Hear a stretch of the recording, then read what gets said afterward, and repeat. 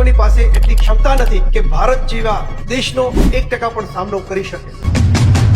કાશ્મીરમાંથી અથવા તો અન્ય પ્રદેશોમાંથી એને કઈ રીતે મદદ મળતી હોય? મેં 9 વર્ષ આજે કાશ્મીરમાં નોકરી કરી છે. તમે માનતા હો કે તમે એક વાયર ફેન્સ મૂકી દીધી કે ત્યાં દિવાલ કરી દીધી, તો એ શક્ય નથી.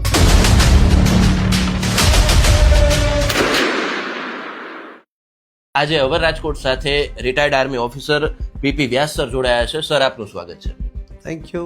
નિવૃત્ત આર્મી અધિકારી તરીકે પહલગામમાં જે આતંકી હુમલો થયો છે, એ આતંકી હુમલાને લઈને આપની પ્રથમ પ્રતિક્રિયા શું છે? સ્વાભાવિક છે કે પબ્લિકનો રોષ હોય કે આવું કંઈ થયું, મારી નાખો, તોડી નાખો, ફોડી નાખો, પણ આ એનો એકચ્યુઅલમાં જવાબ નથી.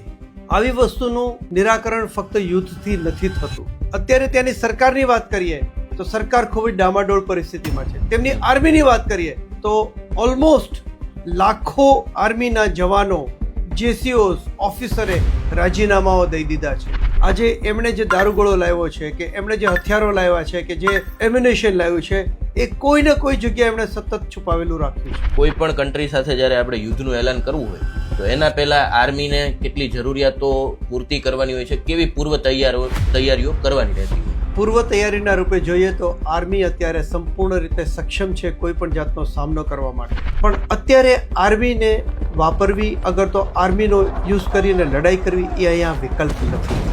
આ છમકલાઓ કહેવાય. ઇન્ટેલિજન્સ એજન્સી, એ ત્રણેય બધી ઇન્ટેલિજન્સ એજન્સીઓને ભેગી કરીને ISIની પ્રવૃત્તિઓને કેવી રીતે રોકવી, એ અત્યારે મુખ્ય કામ હોવું જોઈએ. હુમલો થયા બાદ જે આર્મીની જે મનોસ્થિતિ હોય છે જવાનોની, એ કેવી હોય? 23 વર્ષ થયા મને રિટાયર થયા ને, છતાં પણ મને એમ થાય કે આજે આવી પરિસ્થિતિ ઉત્પન્ન થતી હોય અને હું મારું યોગદાન ત્યાં જઈને દઈ શકું. અને તમે પૂછી શકો છો અહીંના પોલીસ કમિશનરને કે મ્યુનિસિપલ કમિશનરને કે હું હંમેશા કહું છું કે તમે અમારી મફત સેવા લ્યો.